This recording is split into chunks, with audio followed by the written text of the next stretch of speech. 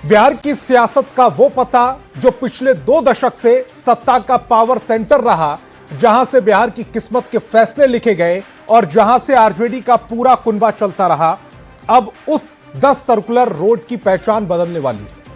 कल रात के अंधेरे में जब पटना सो रहा था, तब राबड़ी आवास की 4 दीवारी के पीछे हलचल तेज थी। वहां 3 से 4 गाड़ियां पहुंचती और खामोशी से सामान की शिफ्टिंग शुरू कर देती।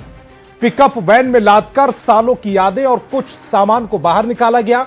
ऐसा इसलिए हुआ क्योंकि ठीक 1 महीना पहले 25 नवंबर को सरकार ने बिहार की पूर्व मुख्यमंत्री राबड़ी देवी को 10 सर्कुलर रोड वाला सरकारी आवास खाली करने का नोटिस दिया था। हालांकि तब आरजेडी ने इसे बदले की कार्रवाई बताया और बंगला नहीं खाली करने की धमकी भी दी। लेकिन नोटिस के ठीक 1 महीने बाद 25 दिसंबर को राबड़ी आवास से गमले, साज सज्जा और कुछ दूसरे सामान 3 से 4 छोटी छोटी गाड़ियों पर लादकर शिफ्ट किया गया। हालांकि राबड़ी देवी को नया ठिकाना मिल चुका है। 39 हार्डिंग रोड अब से उनका नया पता होगा, लेकिन सामान शिफ्टिंग पर सियासत शुरू हो गई है।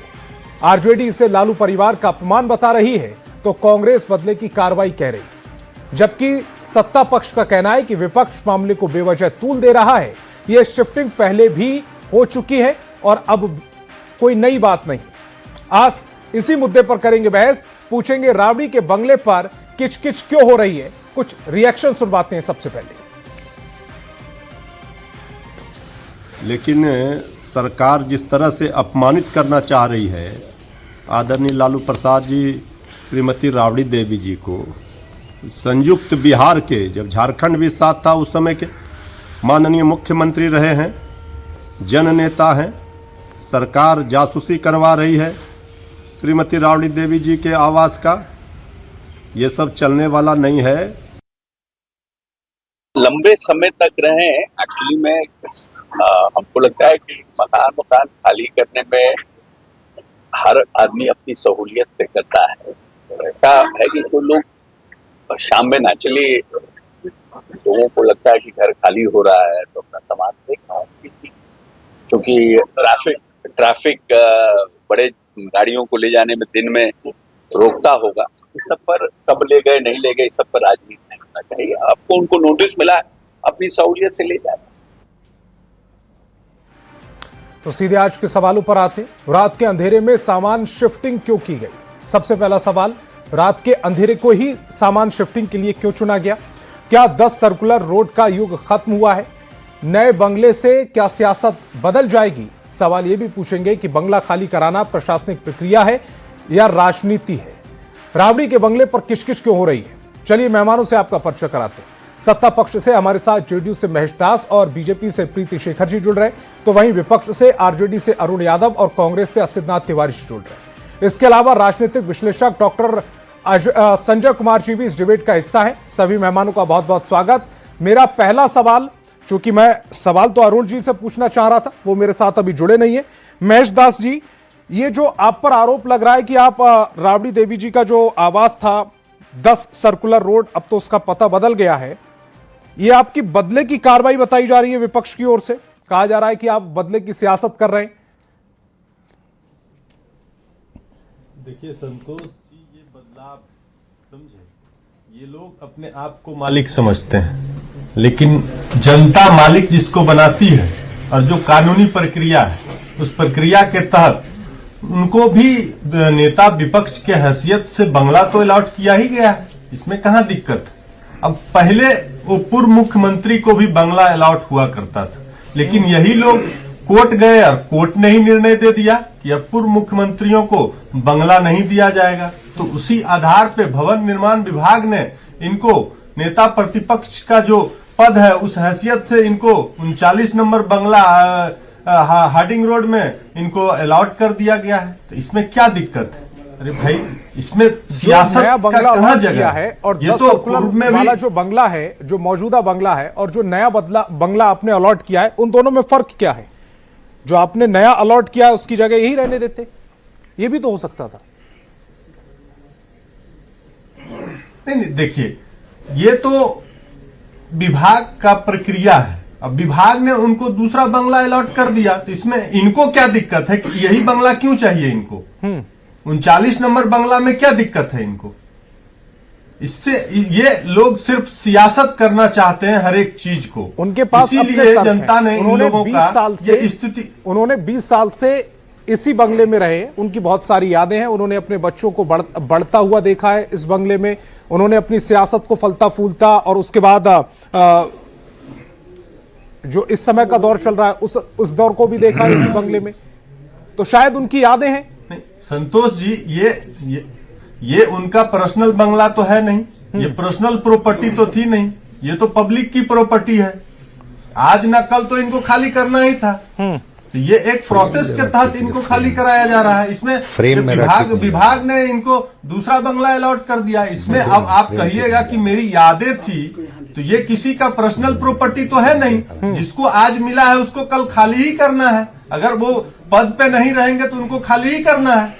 ये किसी की पर्सनल प्रॉपर्टी तो है नहीं, ये तो पब्लिक प्रॉपर्टी है। जनता ने जिसको जनादेश दिया है, उन्होंने कानून के प्रक्रिया के तहत इनको दूसरा बंगला भी अलॉट किया है। इसमें ये लोग सिर्फ सियासत करना चाहते हैं, तो सियासत की यहाँ कोई जगह नहीं है। ये बदलता हुआ बिहार है। ये लोग ठीक, मैं अपने दर्शकों को एक जरूरी जानकारी दे दूं, क्योंकि इस डिबेट में हमने आरजेडी के प्रवक्ता को बुलाया था और हमें अरुण यादव जी का नाम आरजेडी की तरफ से दिया गया था कि अरुण यादव जी इस डिबेट का हिस्सा होंगे, लेकिन अरुण यादव जी अब इस डिबेट का हिस्सा नहीं है। आरजेडी ने अपना प्रवक्ता देने से इस मुद्दे पर मना कर दिया है। अब मैं कांग्रेस की तरफ जा रहा हूं, असितनाथ तिवारी जी की तरफ जा रहा। असितनाथ तिवारी जी, चूंकि आप जनता का काम करते हैं बतौर मुख्यमंत्री, तो आपको बंगला अलॉट होता है। अब पूर्व मुख्यमंत्रियों के लिए तो यह तो सुप्रीम कोर्ट का फैसला था 7 मई 2018 को, और जो आजीवन सरकारी आवास के प्रावधान को सुप्रीम कोर्ट ने खत्म किया। बहुत सारे उत्तर प्रदेश के जो पूर्व मुख्यमंत्री थे, उनमें मुलायम सिंह यादव का नाम था, मायावती का नाम था, अखिलेश यादव का नाम था, राजनाथ सिंह का नाम था, कल्याण सिंह का नाम था। इनको भी अपना बंगला खाली करना पड़ा था। तो फिर राबड़ी देवी को फिर उस बंगले से ऐसी कौन सी सहानुभूति है, या ये सिर्फ नाक की लड़ाई बन गई है कि चूंकि मैं 20 साल से वहां रह रही थी, मुझे परमिशन दी गई थी, 2018 में कानून आने के बाद भी मैं 2025 तक, दिसंबर 2025 तक रही हूं, मैं खाली नहीं करूंगी? देखिए संतोष जी, हम जब विमर्श करने बैठते हैं किसी भी मुद्दे पर, तो हम उसका लॉजिकल एंड खोजते हैं, एक तार्किक छोर खोजते हैं। और इसमें एक बात तार्किक छोर तक नहीं पहुंच पा रही है कि भाई आप राबड़ी देवी जी को दूसरा बंगला आपने आवंटित कर दिया। अब आप दोनों बंगले की कैटेगरी जब मैच कराइएगा तो दोनों बंगले एक ही कैटेगरी के हैं। मतलब इस बंगले से उठा के उस बंगले में, ये नहीं कि बंगला छोटा है ये बंगला बड़ा था, जी नहीं, वो भी इसी तरह का है, ये भी इसी तरह का है। तो फिर इसका मतलब समझ में नहीं आया कि भाई क्या जरूरत पड़ गई कि भाई ये खाली करके उसमें चले जाइए। इसका कोई लॉजिकल एंड समझ में नहीं आया।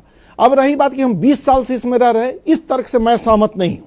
इस तर्क से इसलिए सहमत नहीं है कि एक सरकारी कर्मचारी जिसे आवास मिलता है, 35 साल की नौकरी उस आवास में करता है, तो क्या वो आवास उस कर्मचारी को दे दिया जाए कि आप रिटायर हो गए तो भी रहिए? यह संभव नहीं है, यह लॉजिकल नहीं लग रहा है। लेकिन यह बात थोड़ी मुझे भी लॉजिकल लग रही है कि भैया विभाग को अब मन हो रहा है कि आप इस बंगले में नहीं रहिएगा, उस बंगले में चले जाइए, इसलिए अब चलिए अब सामान ठेले पर ला दिए और उधर जाइए। आखिर उसी तरह का बंगला आपने उनको दिया भी रहने के लिए जिस तरह के बंगले में वो पहले से रह रही थी। तो इस पूरी कवायद का मकसद क्या था, इस पूरी कवायद से सरकार को मिला क्या? बस ये लॉजिकल एंड इसमें तलाशने की जरूरत है। प्रीति जी, क्या मिला आपको बंगला चेंज कराकर? ये आत्मसंतुष्टि मिली, वो इधर से उधर जो सामान जाता हुआ देख रहा है, इसको देखने के बाद एक खुशी महसूस हो रही है क्या? कुछ लॉजिक तो दीजिए इसके पीछे। ये हमें क्या मिला, इसके पीछे कोई भी लॉजिक जो ढूंढने का प्रयास कर रहे हैं, वो दरअसल ऐसे लोग सत्ता को अपनी जागीर समझते हैं और उनको जो भी सरकारी सुविधाएं प्राप्त होती हैं उसको वो स्थायी समझते हैं। अभी माननीय राबड़ी देवी जी को, जो विधान परिषद की नेता विपक्ष हैं, उनको उस हैसियत से जो बंगला आवंटित हुआ है वो नियमानुकूल है, वो कर्टांकित है। तो वो नियम क्या है, यही तो दर्शक जानना चाहते हैं कि 10 सर्कुलर ना होकर 39, क्या नाम है उसका, 39 हार्डिंग, वो वाला अगर बंगला दिया जा रहा है तो कोई तो नियम होगा ना उसके पीछे। कि 10 सर्कुलर नेता प्रतिपक्ष को नहीं मिल सकता, नेता प्रतिपक्ष को ये वाला बंगला मिलेगा। इसके पीछे जब हम जाते हैं तो माननीय पूर्व उप मुख्यमंत्री तेजस्वी यादव जी जब 2017 में जब सत्ता से बेदखल होकर जब उन्हें बंगला आवंटित किया गया तो इसके विरुद्ध में, इस निर्णय के विरुद्ध में वो फिर माननीय न्यायालय की शरण में गए। वहीं से ऐसा फैसला आया कि पूर्व मुख्यमंत्रियों को आजीवन सभी सरकारी सुविधाएं, आवास एवं अन्य सुविधाएं नहीं दी जा सकती हैं। उसके तहत न सिर्फ उनको पूर्व उप मुख्यमंत्री की हैसियत से बल्कि पूर्व मुख्यमंत्रियों को भी इस सुविधा से वंचित किया गया। इसके पीछे भी तेजस्वी वो जी बात है। समझ में आ गई, वो तो मैंने डेट भी कोट कर दी, 7 मई 2018 को सुप्रीम कोर्ट का ये आदेश आया था, वो डेट भी मैं कोट कर रहा हूं। लेकिन सवाल ये, या तो आप बंगला दीजिए ना, अगर आप बंगला चेंज कर रहे हैं, सवाल उसको लेकर है। 10 सर्कुलर रोड और 39 होर्डिंग रोड बंगले में, दोनों में फर्क क्या है, ये दर्शक जानना चाह रहे हैं। दिया जा रहा है। अब आप ही बताइए इसके पीछे कौन सा लॉजिक हो सकता है कि माननीय राबड़ी देवी जी अभी वर्तमान में जिस पद है उसी के दायित्व के तहत उन्हें बंगला दिया गया है। अब वो एक समय 2 पोस्ट होल्ड नहीं कर रही है ना, अब ठीक है, वो पूर्व मुख्यमंत्री थी लेकिन वर्तमान में भी वो एक राजनीतिक हैसियत से हैं, वो विधान परिषद में, उस हैसियत से उनको बंगला दिया गया। और जब माननीय न्यायालय का आदेश है कि पूर्व मुख्यमंत्री को पूर्व के तहत आजीवन नहीं मिल सकती है वैसी सुविधा, तो संविधान का सम्मान करना चाहिए राष्ट्रीय जनता दल को। और ये अंतिम अल्टीमेटम 25 दिसंबर का था और मैं तो बहुत हतप्रभ रह गई कि जब वहां से बंगले खाली किए जा रहे हैं तो उसमें पेड़ पौधे को भी शिफ्ट किया जा रहा है, यानी कि आवास खाली किया जा रहा है। लेकिन ऐसे लोगों के मन के अंदर से जो जंगल राज वाली मानसिकता थी उसको खाली नहीं किया जा रहा है, यानी कि जो उन्हें मिला सत्ता में रहने के दौरान, उस परिसर में रहने के दौरान जो सरकार द्वारा प्रदत्त सुविधाएं हैं उनको भी वो उठाकर लेकर जा रही हैं। तो ये अच्छा एक संदेश नहीं जाता इससे संतोष जी। मैं तो कहूंगी कि इस निर्णय का सम्मान करना चाहिए और सम्मान पूर्वक अपने नए बंगले में शिफ्ट होकर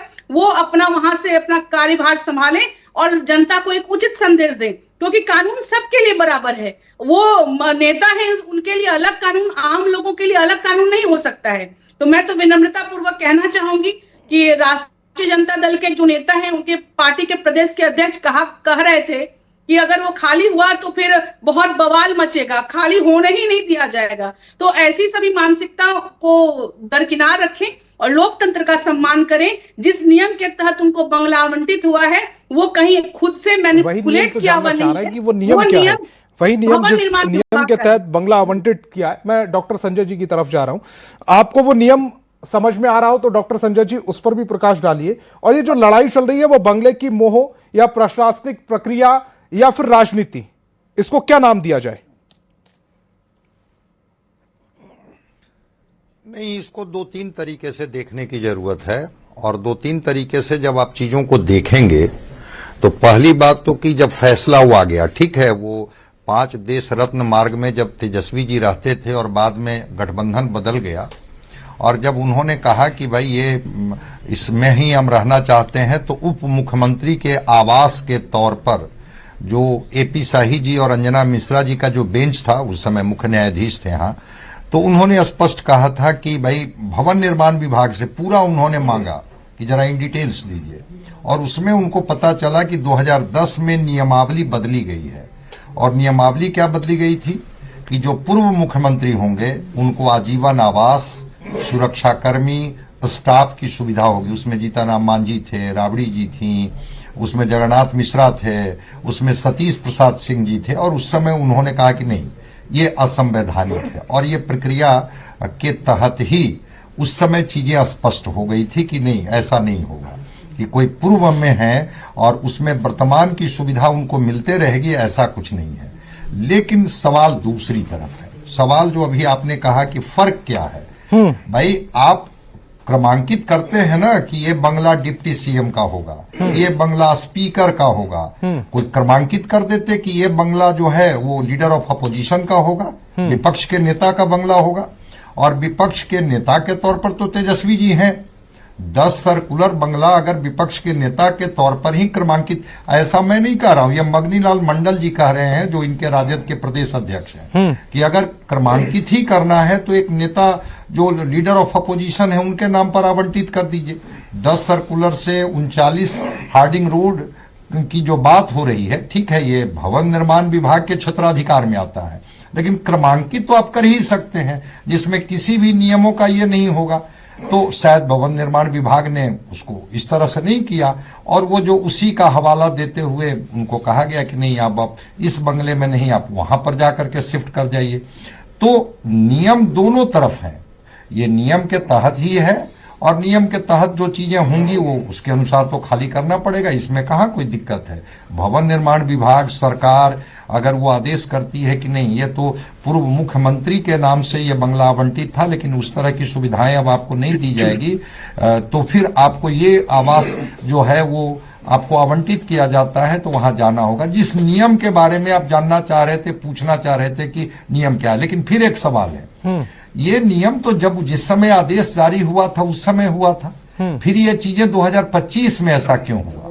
2020 से 2025 के बीच में तो उसी आवास में ये लोग रह रहे थे, फिर किस हैसियत से भवन निर्माण विभाग जो था से इनको आवास आवंटित किए हुए था, या वहां वो रह रहे थे तो अधिकृत तौर पर ही रह रहे थे, वो पता उनका था कि ये मेरा पता है 10 अन्य मार्ग। तो मैं मानता हूं कि नियम बनाने की जिम्मेवारी लेजिस्लेचर की होती है, विधानसभा में नियम बनते हैं, विधानसभा में अगर आपने क्रमांकित किया है तो लीडर ऑफ अपोजिशन के नाम से भी अगर उस क्रमांक में उस 10 अन्य मार्ग को अगर आपने ये कर दिया होता, क्रमांकित कर दिया होता, तो फिर इस तरह की चीजें नहीं आती। लेकिन भवन निर्माण विभाग का निर्णय है और सरकार इस तरह से चीजों को, चूंकि मैं उसको उससे कोरिलेट करता हूं कि जब डिप्टी सीएम का बंगला किसी डिप्टी सीएम को ही आवंटित किया जाएगा तो बिल्कुल लीडर ऑफ अपोजिशन का भी बंगला लीडर ऑफ अपोजिशन के लिए फिक्स होना चाहिए कि वो बंगला उनको कहां मिलेगा, कैसे मिलेगा। लेकिन मैं जब इसकी हिस्ट्री देख रहा था, मगनीलाल मंडल अपना प्लीज है संजय जी, मैं इसकी हिस्ट्री देख रहा था तो SS एलूवालिया जी का ये पहले जो राज्यसभा सांसद थे उनका ये बंगला हुआ करता था, और 2006 में ये राबड़ी देवी को आवंटित किया गया था। 2006 में जब वो नेता प्रतिपक्ष हुई, जब वो चुनाव हार गई और इनकी सरकार आ गई, उसके बाद तो उससे पहले भी कोई नेता प्रतिपक्ष इसमें थोड़ी रहता था, या पूर्व मुख्यमंत्री थोड़ी रहता था, एक राज्यसभा सांसद रहते थे। नहीं ठीक है, नहीं वो राज्यसभा सांसद रहते थे या MLC के तौर पर साधु यादव जी रहते थे, वो मुझे कंफर्म मैं नहीं हूं, थोड़ा मैं भी कंफ्यूज कर रहा हूं कि वो आवास आवंटित जो 95 से 2005 तक किया गया था बतौर MLC के तौर पर साधु यादव जी के लिए आवंटित किया गया था कि अहलुवालिया जी के लिए, मैं कंफर्म नहीं हूं। लेकिन हाँ, एक अन्य मार्ग से राबड़ी देवी जी 10 अन्य मार्ग में, चूंकि उसकी दूरी मात्र 300 मीटर की दूरी है और वो माना जाता है कि वो एक सुरक्षित जोन है, तो इस हिसाब से उन्होंने भवन निर्माण विभाग ने उनको आवंटित कर दिया होगा और वो रह रहे हैं। लेकिन मैं कह रहा हूं कि अगर 20 वर्षों तक उस आवास में रह रही थी राबड़ी देवी, लालू प्रसाद जी, तेजस्वी जी, उनके पूरे परिवार के लोग, तो मैं मानता हूं कि बंगले में क्या रखा है भाई, 29 हार्डिंग रोड या 10 अन्य मार्ग में क्या जाता है। चूंकि वो बिहार के एक वैसे परिवार के तौर पर, एक वैसे लीडर के तौर पर अपने को उन्होंने स्थापित किया है जिसमें इतनी सारी चीजें स्पेस राजनीति में बची रहनी चाहिए। बिल्कुल आपने सही कहा, मैं सहमत हूं कि लीडर ऑफ अपोजिशन, मैं तो एक उदाहरण दिया कि मगनीलाल मंडल जी ऐसा कह रहे थे कि भाई क्रमांकित ही करना है तो 10 अन्य मार्ग को क्रमांकित करके और इन्हीं को अलॉट कर दिया जाए। अगर आपके भवन निर्माण विभाग के प्रोविजन में ऐसा इतनी जगह दिलों में भी तो रहनी चाहिए संजय जी, इतनी जगह दिलों में भी तो रहनी चाहिए। मैं महेश जी की तरफ आ रहा हूं। ये महेश जी, बड़ी भावनात्मक बात आपने कही है जी, अपनी बात कंप्लीट कीजिएगा, उसके बाद मैं एक लाइन में अपनी बात को पूरा कर देता हूं। हाँ, मैं ये बड़ी आपने भावनात्मक बात कही कि दिलों में जगह बची रहनी चाहिए। ठीक है, विचारधारा के स्तर पर पार्टियां अलग अलग तरीके से लड़ती है, जनता के बीच में रहती है, लेकिन थोड़ा स्पेस रहना चाहिए जिसमें अगर कहीं किसी बंगले के साथ या कोई आवास के प्रति लगाव किसी पार्टी के नेता का रहा है, तो इस तरह की छूट, चाहे वो लोकसभा के सांसद हों, राज्यसभा के सांसद हों या विधानसभा विधान परिषद के सदस्य हों, इस तरह के स्पेस वहां दिए जाते हैं कि चलो भाई ठीक है, हार गए जीत गए, लेकिन चलिए वहां रह रहे हैं तो इसकी हम लोग स्पेस देंगे। अब पार्टियां कैसे सोचती है ये तो छोड़ दीजिए, जो आपने कहा कि दिलों में भी तो रहनी चाहिए। महेश जी, ये इतनी खटास क्यों आती चली जा रही है राजनीति में? जी ठीक है, वैचारिक मतभेद हो सकते हैं, दोनों पार्टियों के विचार अलग हैं। आप मैदान में जाते हैं, जनता ने आपको 202 सीटें दी हैं, उनको 25 सीटें दी हैं, वो 25 सीटों के हिसाब से अपना काम करेंगे, आगे के चुनाव के लिए तैयारियां करेंगे। आप 202 सीटों वाला दिल दिखाइए।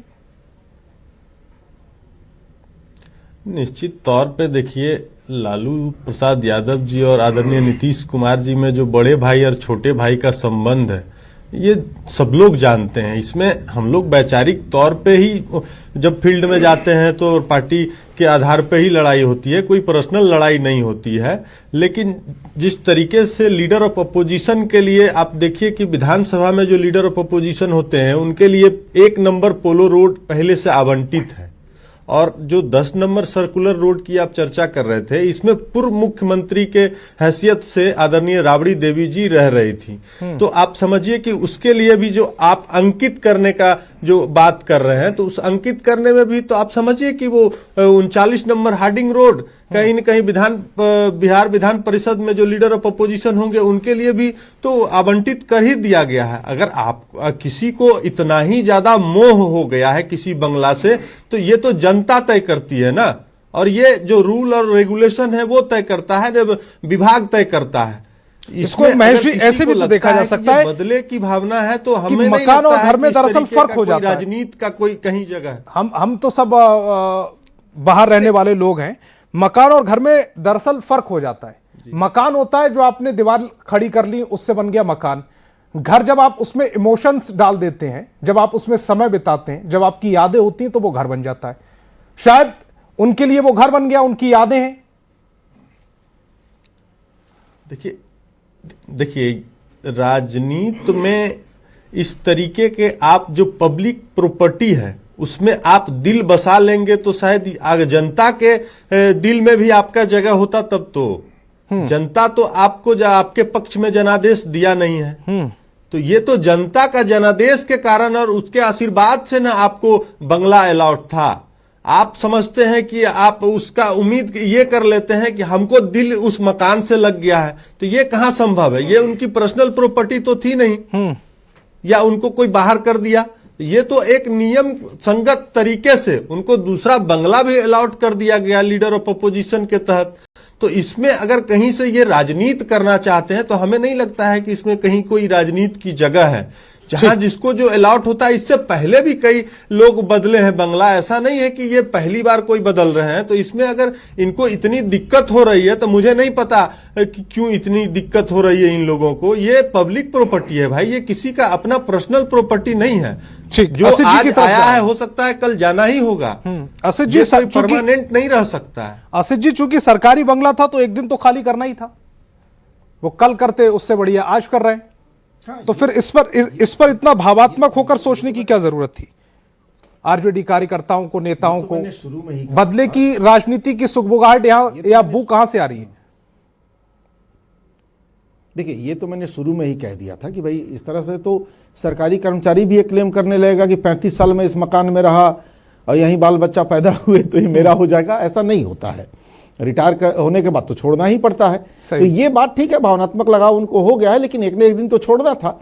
मैंने जो दूसरी बात कही, लॉजिकल एंड में तलाश रहा था। लॉजिकल एंड इसलिए तलाश रहा था कि देखिए, नियम के अनुसार पहली बार जो विधायक होते हैं, पहली से तीसरी बार तक उनको छोटा आवास दिया जाता है, जो ऑफिसर्स कॉलोनी वाले आवास है, जो कभी कभी कुछ अधिकारियों को भी आवंटित हो जाते हैं, वो विधायकों को मिलता है।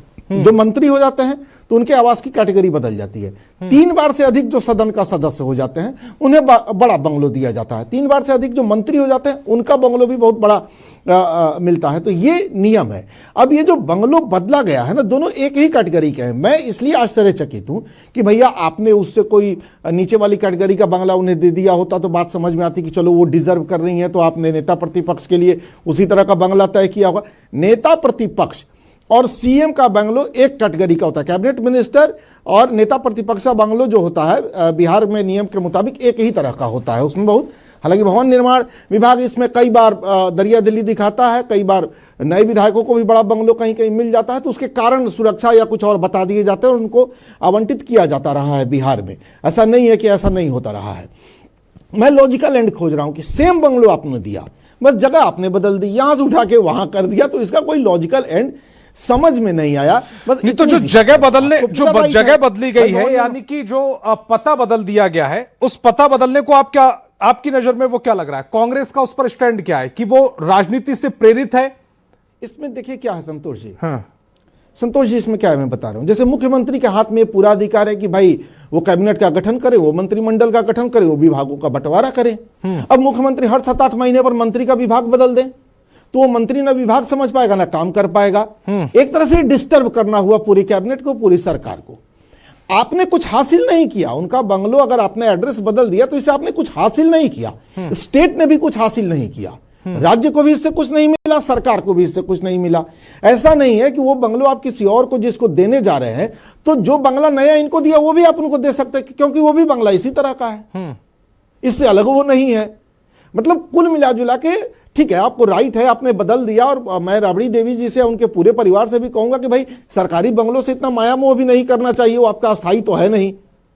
लेकिन हाँ, ये बात बिल्कुल समझ में आ रही है कि अनावश्यक परेशान करने की नीयत से उठाया गया है। इसका कोई लॉजिकल एंड समझ में नहीं आ रहा है। प्रीति जी,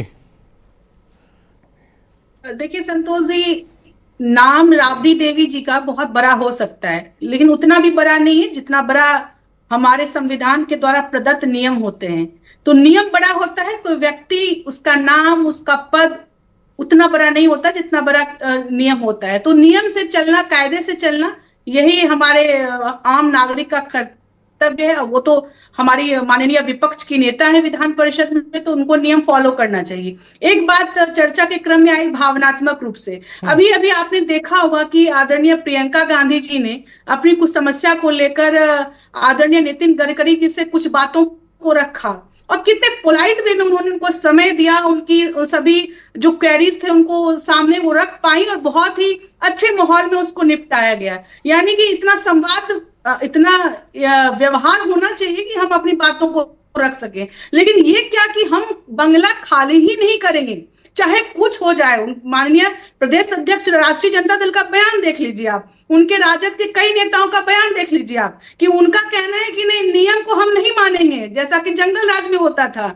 हमको जो करना होगा हम वही करेंगे, हम बंगला नहीं खाली करेंगे। तो ये उस मानसिकता जो कार्यकर्ता होते हैं, जो कार्यकर्ता होते हैं, उनका नेताओं से भावात्मक लगाव होता है। उसमें किसी प्रवक्ता ने उस तरह का स्टेटमेंट दिया था, उस बात से मैं सहमत हूं, लेकिन लालू परिवार की तरफ से उस तरह का स्टेटमेंट नहीं आया था ना। नोटिस के बाद 25 तारीख को, यानी कि कल की डेट में उन्होंने बंगला खाली करने की प्रक्रिया भी शुरू कर दी। संतोष जी, पार्टी के प्रदेश अध्यक्ष का कथन, यानी कि पार्टी का स्टैंड होता है, और पार्टी है तभी तो उस पार्टी के लीडर हैं हमारे राबड़ी जी या फिर तेजस्वी जी। तो पार्टी सर्वोपरि है, उसके स्टैंडिंग वो लीडर है। और देखिए, सबसे अच्छी बात ये होनी चाहिए कि राबड़ी जी को अपने नियत बंगला से मोह, ये कोई व्यक्तिगत जागीर तो नहीं है। सत्ता किसी को आज है, किसी को नहीं हो सकती, लेकिन हम सरकार की परिसंपत्तियों को हम अपनी जागीर समझने लगे, अपनी संपत्ति समझकर उससे मोह लगा लें, उसमें अपने व्यक्तिगत खर्चे कर लें, और जब जाने लगे तो उसके अन्य भी चीजों को उठा कर ले जाएं। ये कानून तो नहीं कहता है। और इस तरह का आचरण यदि हम जैसे लोग, राजनीति वाले लोग करेंगे तो जनता के बीच क्या मैसेज जाएगा? फिर वो कैसे कानून को फॉलो करेंगे? और मुझे लगता है कि ये बंगला जो उनको मिला है हार्डिंग रोड में, बहुत ही बेहतरीन है। और एक बात की चर्चा मैं करना चाहूंगी, आप गए उसमें? प्रीति जी, आपने अंदर से देखा हो? मिला संतोष जी, 39 होर्डिंग वाला जो बंगला है वो आपने देखा है अंदर से? संतोष जी, मैंने देखा नहीं, लेकिन टेलीविजन के माध्यम से जो तस्वीरें आई हैं वो बहुत बेहतरीन है, और उसमें कई अत्याधुनिक सुविधाएं हैं, बहुत बड़ा लोन है, और ये बहुत सारी सुविधाएं हैं उसमें। बात बड़े और छोटे की नहीं है, बात है नियम की। और देखिए, राबड़ी देवी जी को जो बंगला मिला है, अभी भवन निर्माण विभाग ने कई नए बंगले और यहाँ की फ्लैट उनके द्वारा बनाए गए हैं, जो कि अभी नए नए माननीय विधायकों को आवंटित हो रहे हैं। और उसमें तो कई जिलों से जो एक क्रम होता है, क्रमानुसार उनको आवंटित हो रहा है। यानी कि अब मान ली कोई विधानसभा संख्या 1 से 5 है तो वो एक जगह है, फिर 10 से 15 है तो वो एक जगह, मतलब जिला वाइज और विधानसभा के नंबर वाइज, यानी कि क्रमानुसार गणनांकित है। तो इसके तहत ही विधानसभा की जो नेता विपक्ष की हैं उनको वो बंगला हार्डिंग रोड में आवंटित हुआ है। तो ये नियम के अनुसार हुआ है, नियमानुसार हुआ है। मैं डॉक्टर संजय जी की तरफ जा रहा हूँ। हाँ, माननीय न्यायालय के सदन में गए तो इसमें हाय तौबा नहीं मचानी चाहिए। मेरा मैं संजय जी की तरफ ही जा रहा हूं। संजय जी, एक फैशन भी चल रहा है या एक ये देख लीजिएगा, क्योंकि उत्तर प्रदेश में जब अखिलेश यादव ने बंगला छोड़ा था तो उस समय उन पर टोटी चोरी का आरोप लगा दिया गया। अभी आपने इस डिबेट में भी सुना, इससे पहले कई प्रवक्ताओं के नाम सुने कि वो पेड़ ले जा रहे हैं या संपत्ति ले जा रहे हैं। इस पर भी थोड़ी सी जरा नजर प्रकाश डालिए ना। ये कौन सा फैशन चल गया है अभी? देखिए, इस तरह की चीजों को मैं बहुत ही ये नहीं लेता हूं कि ये बिहार और बिहार की बेहतरी में इन चीजों का कोई बहुत बड़ा रोल है। ठीक है, चीजों को मैंने एक जो कहा शब्द की स्पेस बचा रहना चाहिए। अब भाई मान लिया जाए कि कोई जहां रहता है, जहां पर उनके अपने कुछ पेड़ पौधे होते हैं, तो उनको वो अपने ढंग से वो शिफ्टिंग कराते हैं कि भाई ये पेड़ को हमने गमला में लगाया था, इसको हम अगर हम शिफ्ट ही करेंगे तो कम से कम इन चीज़ों को हम दूसरी जगह ले जाएंगे। बिल्कुल आपने सही उदाहरण दिया। छोटी छोटी चीज़ों को, इस तरह की चीज़ों को पब्लिक डोमेन में नहीं लानी चाहिए। भाई सरकार का बंगला है, जनता है, जनता के चुने हुए वो प्रतिनिधि हैं। अभी भी राबड़ी जी नेता प्रतिपक्ष हैं ना विधान परिषद में, अभी भी उनको उस अधिकार से कम आवास आवंटित है। तो इन चीजों पर, छोटे छोटे चीजों पर माइक्रो नजर आप रखने लगेंगे, इसको हम कहते हैं कि राजनीति में आरोप प्रत्यारोप होता है। इन चीजों से बचनी चाहिए। ठीक है, अगर भवन निर्माण विभाग को लगा कि नहीं, अब उनको हम 10 हार्डिंग रोड का बंगला की जगह पर हम 39 हार्डिंग रोड का बंगला 10 सर्कुलर रोड की जगह पर आवंटित करेंगे, बिल्कुल ये भवन निर्माण विभाग का विशेषाधिकार है कि वो नियमों का बिल्कुल पालन करें, उस आदेश के तहत ही वो इस तरह के नियम करें, उसके लिए वो अधिकृत हैं। लेकिन इन सारी चीज़ों पर जो चीज़ें आती हैं, जो पब्लिक डोमेन में इस तरह के आरोप प्रत्यारोप आते हैं, तो मैं मानता हूं कि इन चीज़ों को थोड़ा सा किनारे कर करके राजनीति में देखनी चाहिए। आज कोई सत्ता में है, कल कोई विपक्ष में हो सकता है, आज कोई विपक्ष में है, कल कोई पार्टी सत्ता में हो सकती है। तो इन सारी चीज़ों को मैंने शुरू में ही कहा कि लालू प्रसाद जी 90 के दशक से लेकर के 2025 तक राजनीति की एक धुरी है बिहार में, इस सच्चाई को स्वीकार करना होगा। राबड़ी जी देवी जी पूर्व मुख्यमंत्री रही हैं, बिहार की पहली मुख्यमंत्री रही हैं, विधान परिषद में प्रतिपक्ष की नेत्री हैं, इस सच्चाई को भी स्वीकार करना होगा। तो अब कौन कैसे क्या कर रहा है, भवन निर्माण विभाग के जो इंजीनियर होंगे उनके पास क्या लिस्ट नहीं होगा कि वो 10 सर्कुलर रोड में क्या क्या है या नहीं है। और जिस समय अगर वो बंगला खाली करेंगी और वो चाबी सौंपी जाएगी विभाग को, तो क्या उनको वो देखेंगे नहीं कि इस बंगले में क्या था, कौन सी चीज कौन लोग ले गए?